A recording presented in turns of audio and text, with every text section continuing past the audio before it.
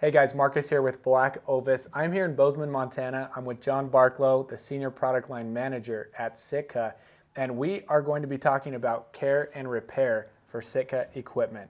Yeah, so the first thing I say when you're purchasing Sitka or you've already purchased it, that you should look at it as an investment because we build it for you to keep it for a long period of time. We want you to use it, we want you to abuse it, but we want you to keep it in the field for a long period of time. If you're, buying, replacing a pant every year, either we haven't done our job or you're doing something that I haven't experienced yet in the field. But when it comes down to care and repair, when you're talking about a technical clothing system, there's two layers specifically that you really have to focus on and spend a little bit more time taking care of. So I like to say that, the Gore-Tex rain gear and the puffy jacket, especially down puffy jackets, this is the Dew Point and the Kelvin Light down, they have to be treated kind of like the high-end automobile, right? Like the sports car. And so, you want to make sure that, you go and wash the sports car and change the oil and all that and rotate the tires. It's the same thing with these two products. And interestingly enough, these are also, generally speaking, the two most expensive products in a technical clothing system. So with rain gear, the laminate has holes small enough that's going to let moisture and heat out, but those holes are small enough that a water droplet is of such size that it can't go through that. So that's basically how Gore-Tex works. So with those holes in mind, keep in mind that when this product gets dirty, so think blood, dirt, mud, insect repellent, sunscreen, gun oils, all those things that we're around as hunters, that's going to clog those pores. And when it clogs those pores, guess what? Then your jacket or your pants aren't going to breathe as well as you want them to. And that's not the performance you're looking for. That's not what you invested in. So Gore-Tex, most especially, has to be washed probably more than people actually think. And it's actually built to withstand a lot of washings. And we literally put these garments after they're made through a test cycle with an exorbitant amount of wash cycles, depending on the product, to make sure that it's not going to fall apart, to make sure that it's going to function like it needs to. So the first thing I would say is you need to wash your Gore-Tex. So wash it in the beginning of a season. Listen, if you're lucky and you never use it, it's still going to get body oils and things and dirt shoving in and out of your pack. Wash it at the end of the season.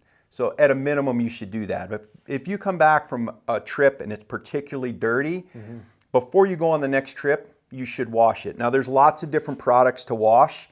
There's Nick Wax, there's Granger's, there's some things from Gear Aid. There's some really good products out there. You should probably utilize one of them. Again, think about that investment. You want to put good oil in the car. The next thing is that these Gore-Tex products have what's called a DWR, or durable water repellent treatment, on them. And so that is actually what makes the water, when it hits the jacket, beat up and run off, right? And so that's kind of what we like. That's why we're, if we have to wear Gore-Tex and we put it on, we're excited when it does that. But over time, if you're busting through brush, we're all wearing packs, right?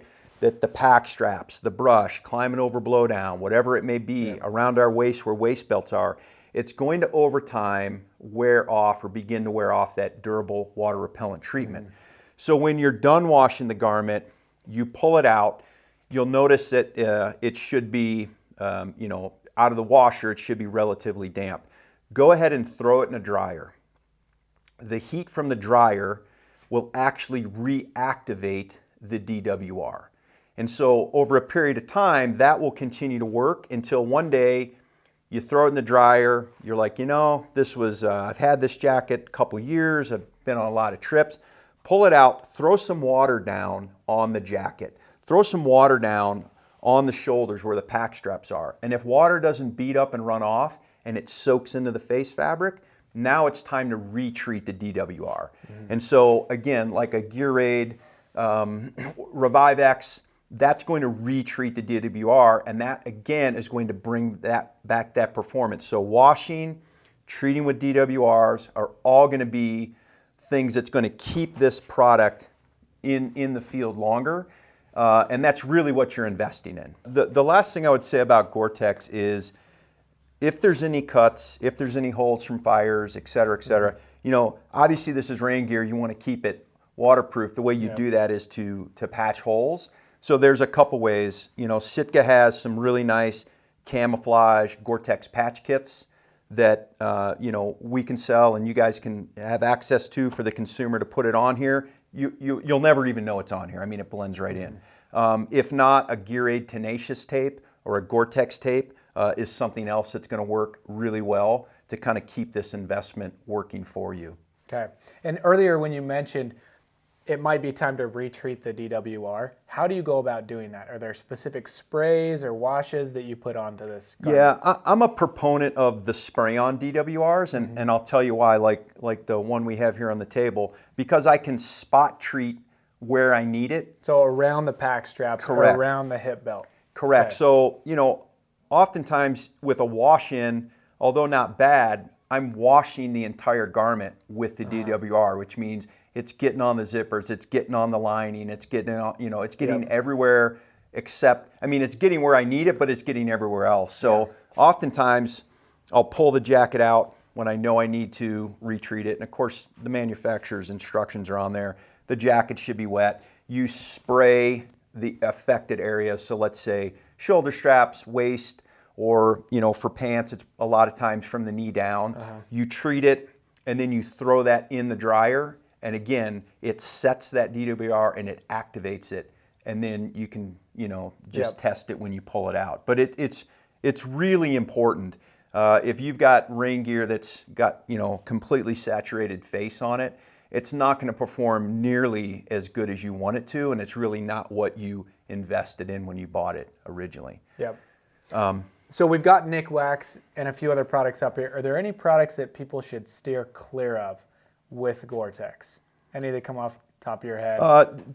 Top of mind is powdered laundry detergents can affect the face, and then bleaches, right? You shouldn't use any bleaches. You don't need liquid fabric softeners. None of those things you should be putting in when you're washing this.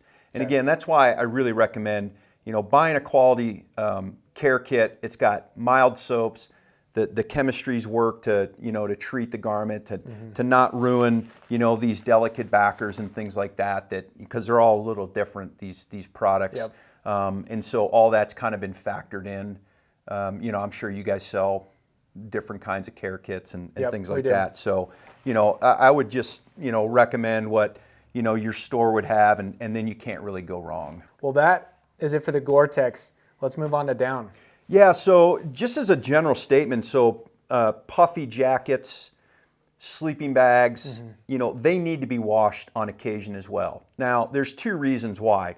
Not so much for breathability, because they're not going to breathe as well as, say, Gore-Tex.